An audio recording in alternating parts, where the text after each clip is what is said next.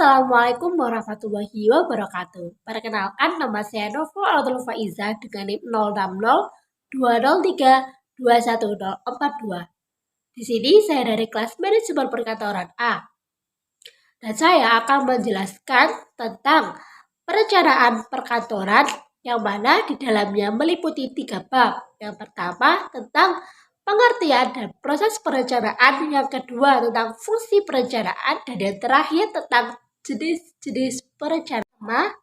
Menjelaskan tentang pengertian dan proses perencanaan. Pengertian perencanaan yaitu proses mempersiapkan suatu tindakan yang akan dilakukan ke depan yang mana berguna untuk mencapai tujuan yang telah direncanakan. Dalam proses perencanaan dirumuskan seperti POAC, yaitu planning, organizing, activating, dan controlling. Dalam proses perencanaan dibutuhkan komunikasi yang baik.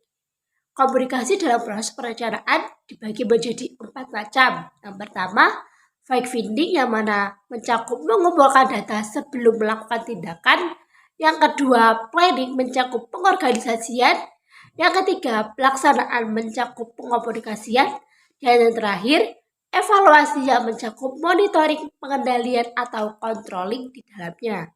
Nah, proses perencanaan memiliki langkah-langkah. Langkah-langkah proses perencanaan yaitu ada 3. Yang pertama, memiliki tujuan. Yang kedua, menentukan premis-premis. Premis yaitu seperti ramalan atau prediksi tentang suatu keadaan dari kebijakan yang nantinya akan dilaksanakan di waktu yang akan datang. Premis di sini dibagi menjadi 3, yaitu premis non-controllable, yaitu premis yang tidak dapat dikendalikan. Yang kedua, premis semi-controllable, premis yang dapat dikendalikan namun hanya setengahnya saja, jadi tidak semuanya. Dan yang terakhir, premis yang controllable, yaitu premis yang dapat dikendalikan.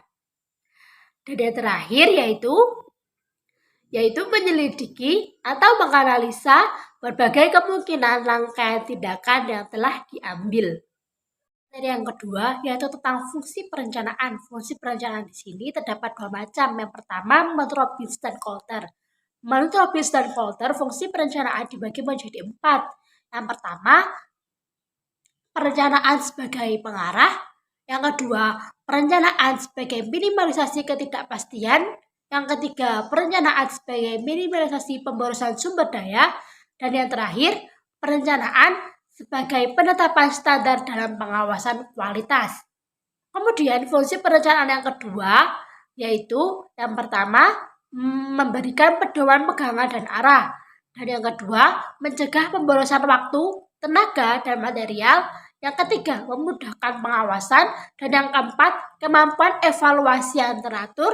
Dan yang terakhir, sebagai alat koordinasi dalam perencanaan. Yang ketiga yaitu tentang jenis-jenis perencanaan. Jenis-jenis perencanaan dibagi menjadi 3 macam. Yang pertama, berdasarkan ruang lingkup.